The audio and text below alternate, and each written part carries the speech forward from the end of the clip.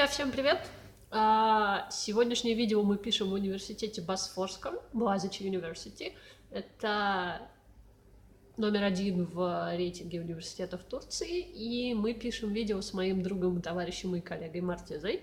Он из Ирана, и он расскажет вам, я поспрашиваю его, он расскажет свою историю про английский язык, про то, как он его выучил до такого офигительного уровня, про экзамены, ну и там, что в голову придет. Обо всем поговорим. Shall we start? Okay, so first of all, could you please tell our students, a couple words about yourself and how did you start learning English? Okay, let me give you an introduction about myself as well. So, my name is Mortaza, and I am a graduate student in Boğaziçi University.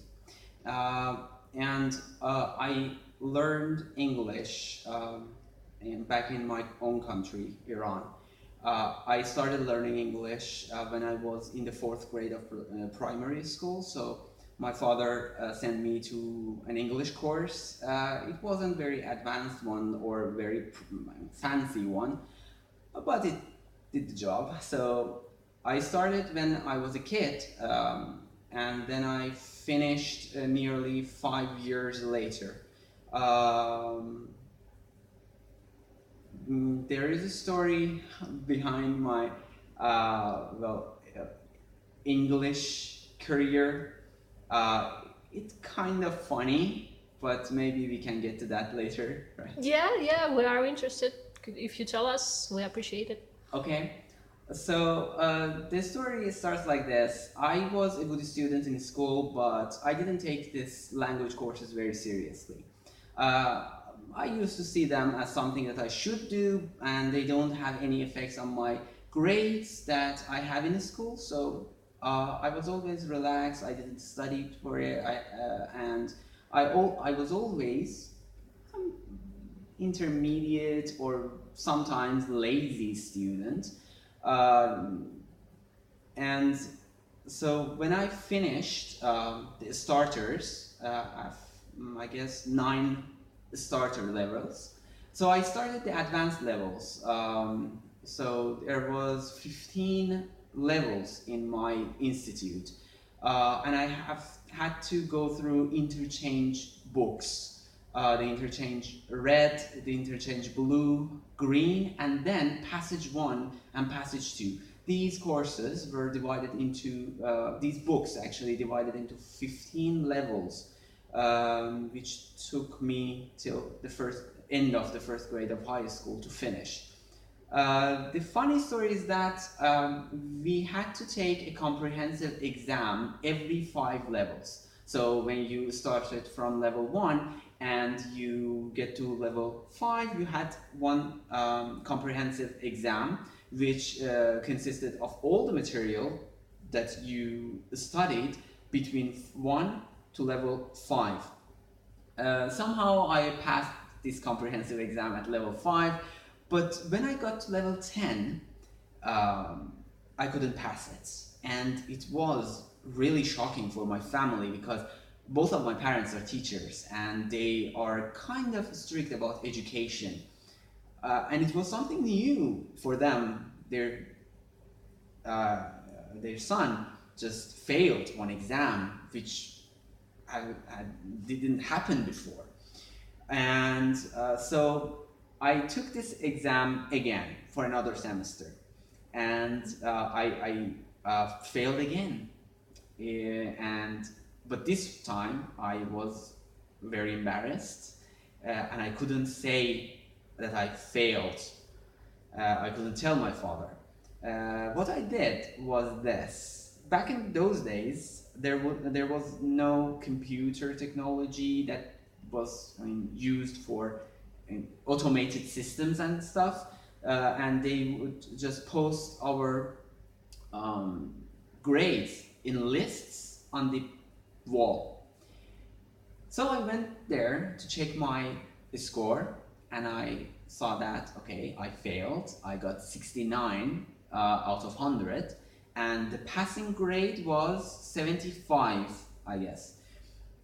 The person just right top of me got 85, which was a decent score back then in our class.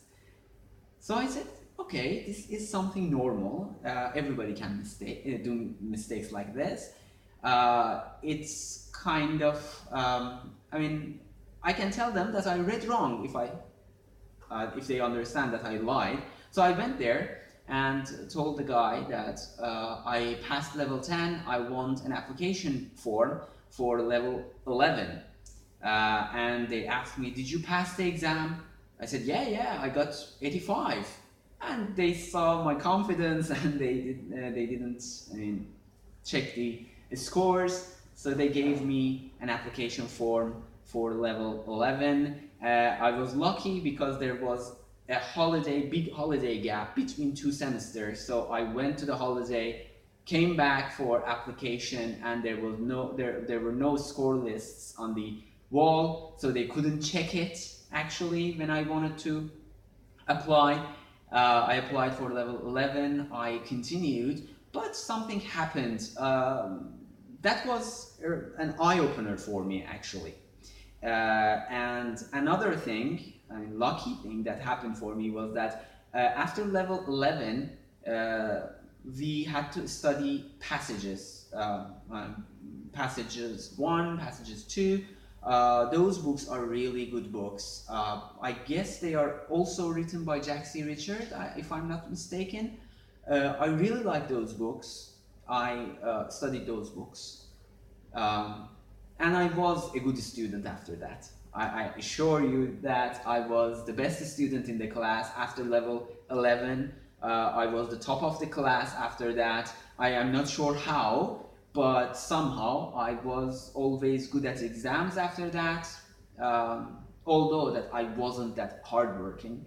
I guess the part and a very big and significant part of my language learning experience is the learning by absorbing the culture and using media. For example, I started to watch movies when I started high school, approximately the time that I was in level 10. Just to clarify, high school, how old you were this level 10? I never mentioned this. So I started to learn approximately, I guess, 10 or 11. And I finished those courses, structured courses, when I was in the first grade of high school, so it would be 14. 14. Yeah, 14 or 15. So I started to watch lots of movies, and to be honest, watching movies was something that I really liked. I was really obsessed with those movies. I didn't watch them for learning a language. I just watched them for the sake of watching them, and I was really enjoying them. But the idea and the important part is that while I was watching them, I kind of mixed that with what I had to do. What I had to do was to learn a language, and I enjoyed telling myself that I know more than the other kids. This was something internal, not external. I never told anybody that I'm better than you, but I was craving this feeling that I need to be better. And so first I started to watching movies with subtitles, with Persian subtitles. As I got a little better, and I could manage to understand 15 to 20% of the of what's going on in the movie, I shifted to English subtitles, and then after some time, when my listening skills got better, I stopped watching the movies with English subtitles. I had subtitles there, but I hid them and just checked them just in instances that I didn't understand what's going on in the movie. Did you use dictionary as well? Sometimes, but not that much. I really found it more easy, I guess, easier to understand the words by the context. And I understood the importance of this skill later on when I wanted to take the TOEFL exam. Oh, we will come to that then. Yeah. Okay.